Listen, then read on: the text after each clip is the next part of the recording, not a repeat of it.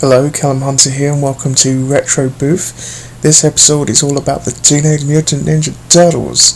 Started in 1987, the story was about four turtles that was subject to a chemical spill and grew into, well, teenagers really.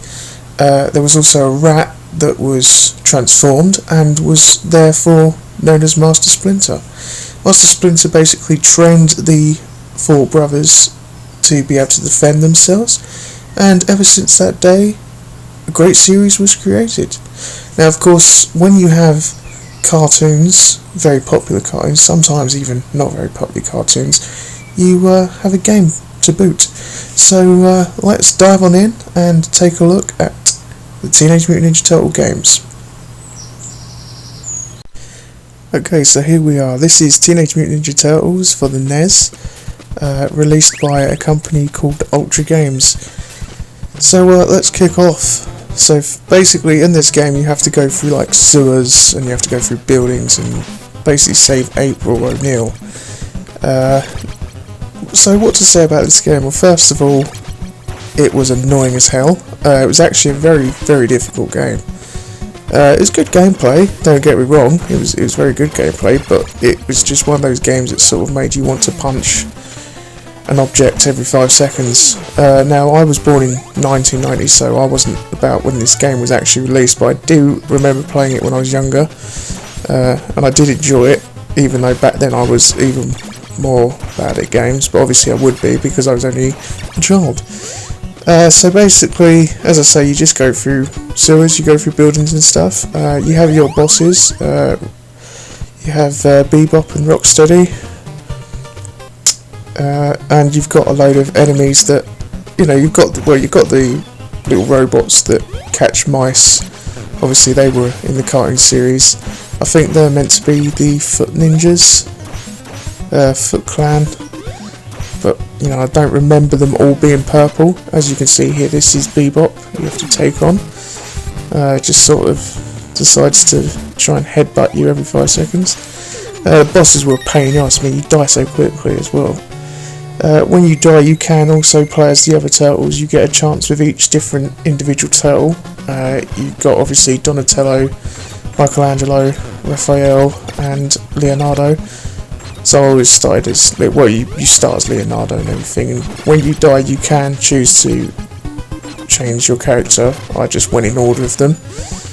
I mean, yeah, so this, you know, the sprite work and everything for an early game is actually pretty damn good as well. I mean, obviously back then they didn't have a lot to work with, but I thought it was pretty damn good how they got it. I said pretty damn good twice there. So as you can tell, I'm doing very well so far. Okay, so let's move on to the next game in the Teenage Mutant Ninja Turtles series. Okay, so here we have Teenage Mutant Ninja Turtles 2, the arcade game, published by Konami in 1990, also Ultra Games. Don't think I've heard much other stuff from them, but anyway, here we go. So this was the arcade game. I think it was actually remastered and was put on Xbox Live and I think the PlayStation Network. So anyway, in this game, the first level you basically have to rescue April O'Neil from her apartment, which has been set on fire by the foot soldiers. You pretty much just go through. It's like a standard side-scrolling beat 'em up like Streets of Rage and Final Fight and so forth.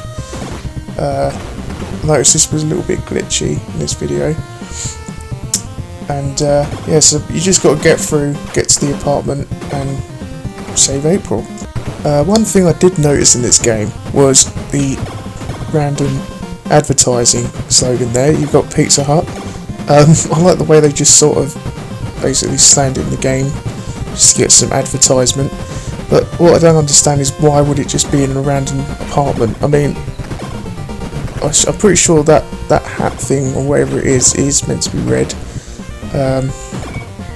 You know, good endorsement I suppose, but it's a pretty damn random place to have it in an apartment.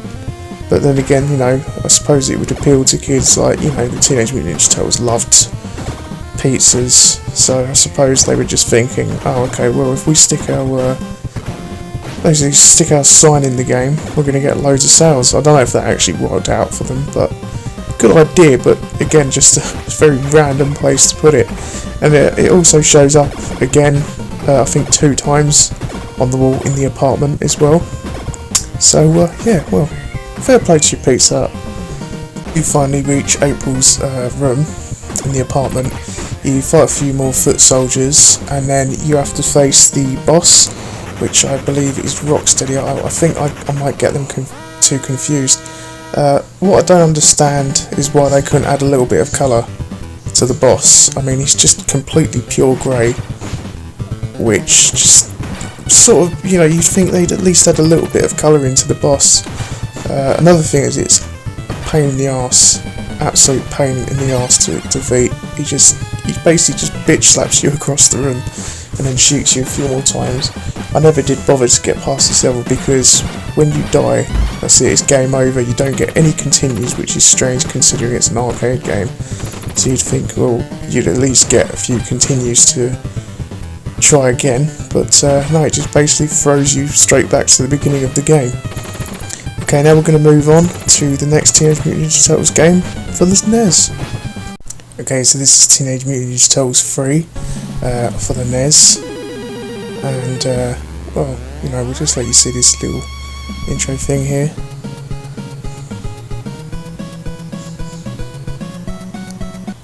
So it was entitled The Manhattan Project by Konami. I don't think the same company works on it, so it just looks like it was Konami. I don't know who else it was. I didn't really pay attention to the title screen. So anyway, this is pretty much similar to the arcade version. You just another side scroller. This time you start off on the beach and basically just fight some foot soldiers. I found this a bit more enjoyable than the first one, well, the second game, but the arcade one. In this one you get a chance to play as another character, but what I find odd is the fact that you get one sort of life when you choose another character, and if you fail as that character, that's it, it's game over, back to the beginning of the game. And that's another thing, I don't understand why they couldn't have given you a continue so you could at least try again. But I guess they just, you know, they didn't think about it at the time. These sort of games, I think, when the game's quite difficult, back when you were younger, I suppose they could have at least put a password or something in, because, you know, you're sitting there, you're a little kid, and you're probably going to start crying your eyes out. You're like, well, I don't think you start crying your eyes out, but it pissed me off if I was quite a young child and I was trying to get through a very difficult game and they were just making it nigh on impossible. Do you think we're at the beach? I couldn't think of any sign that could possibly tell you we're at the fucking beach. So at the end of a standard level of this type of game you get a boss, and again it's Rocksteady. And again they haven't put any damn colour in. You think they would learn from the arcade, well, Teenage Mutant Ninja Turtles 2, the arcade game, you think that they would at least put a bit of colour in this time. And no, they didn't. You get your ass completely kicked, but I did manage to beat him. As you saw there, when you die you have to press select to choose another character, but down the bottom there it's 0 lives. So if you don't do this boss and you lose, well, you die, that's it, game over, straight back to the beginning of the game. However, I did actually beat this boss, which I was so thankful for. And you end up basically on it's like a submarine ship, and you fight some more foot soldiers. Well, after this bit you've actually got a sort of surfing level like you did in Hyperstone Heist on the Sega Genesis / Mega Drive. As you can see, they're just whisking away on a little board. Okay, so this was pretty much the third Teenage Mutant Ninja Turtles game. Let's move on now to the SNES with Turtles in Time. Oh, silly me, I almost forgot to mention this game. I didn't really want to, but here it is. Tournament Fighters. What could be said about this game? What could be said about it? It's shit. Why they decided to churn this piece of shit out, I really don't know. I mean, look at it. Look how terrible it is. It's basically just like a Street Fighter Mortal Kombat rip-off, or any beat-em-up for that matter. I mean, it is so fucking bad. It just glitches, the sprites, why would... no. I mean, take a look at this, right? They even made one for the SNES and the Mega Drive, and it was pretty much just the same thing, but you've got some weird ass characters that I don't know if were actually in the cartoon series. If they were, I've never fucking... Chrome Dome, Asuka, War, obviously Shredder, we know who Shredder is, but I mean, what the fuck was going on? What possibly could they have thought this would achieve? They would sit in a room and just say, hey, listen, beat 'em ups, they're really cool. Let's throw the Turtles in some weird fucking universe and fight a giant bat and Asuka and Chrome Dome. Everyone knows Chrome Dome, don't they? This game should never have existed. Okay, this is basically Streets of Rage. Not Streets of Rage, I did a whoopsie. Street Fighter 2, that's what I meant to say. It's just basically a knockoff of that with the Turtles. I can't even... My brain refuses to process this crap. So, in the year 1992, Konami released this beautiful game. Turtles 4? Teenage Mutant Ninja Turtles 4? Turtles in Time. This was for the SNES Super Famicom, and, well, what can be said about this game other than its absolute... It was just amazing. So, the storyline behind this game is... basically the Turtles are doing what they do every day, kicking Shell and beating Shredder. But in this game, you actually get sent through different time periods, and you have to stop Shredder, basically, from destroying the world.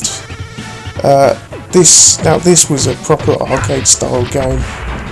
Yet it continues. You could have another player join in. It was absolutely fantastic. It was that good that it even got a remastered version for Xbox Live, and I think the PlayStation Network as well, which I do own. I had to get it because when I saw it was on there, I was like, oh hell yeah. As I said, the arcade game one's on there with a bit more vamped up, like sprite work and everything. But this was definitely a true gem. One of the best Turtles games I've played. You'll actually see what my all-time favourite one is after this one. But yeah, as I say, you know, it's just brilliant, absolutely brilliant. Okay, so this is the final Teenage Mutant Ninja Turtles game that I'll be showing on this list. This is hands down my favourite. People probably won't agree, some people will. So anyway, here is my favourite, Teenage Mutant Ninja Turtles Hyperstone Heist for the Sega Genesis / Mega Drive. Well, actually this game was Return of the Shredder in America. I think this is the American version, and Europe was the Hyperstone Heist. So, same sort of intro as Turtles in Time, but this one, for me, was my absolute favourite. It was just such a kick-ass game. So basically, you just go through different parts of Manhattan, and then you sort of go on an island and everything. And you just have to basically, once again, as you can tell, stop Shredder from completing his ultimate plan of just fucking shit up, I suppose. This was, well, I spent many hours on this with my brother. We used to play this like all the time, and it was definitely a great multiplayer game. So you could get the most like kills on the foot soldiers and so forth. But yeah, if you've never played this game, then you're missing out seriously, because you'll love it. Even if you're not that big a fan of the Turtles, it's just such a great game to play. It's definitely up there with my favourite side-scrolling beat-em-ups. I think my favourite though would have to be Streets of Rage, because like it's just got such that retro feel to it. Also, another thing I should have mentioned is the soundtracks to these games were actually brilliant. The Teenage Mutant Ninja Turtles games. This one was definitely my favourite game for its soundtrack as well, and that's what really stood out. Another reason it stood out for me. Okay, so that is the end of this episode. We've taken a look now at the Teenage Mutant Ninja Turtles game Retro. There's probably like Game Boy ports and so forth, but I didn't really want to sort of go with them. I just thought I'd stick to the NES, SNES and Mega Drive and so forth. I don't know if there's any Master System ports or anything, but if there is, just let me know in the comment section below. I will be back very soon with another episode. I'll be playing through Sonic the Hedgehog 2. Just basically do a playthrough that with a little bit of commentary and so forth. So anyway, thank you very much for joining me. I hope you've enjoyed this episode. Please rate the video, comment and subscribe. And I will be back soon with more stuff. Don't forget you can also check my Facebook page and my Tumblr page for updates. They will be posted in the info below. Okay, well anyway, thank you very much for joining me. I've been RetroBoof, and remember to stay retro. That's my catchphrase, it's shit. Good night!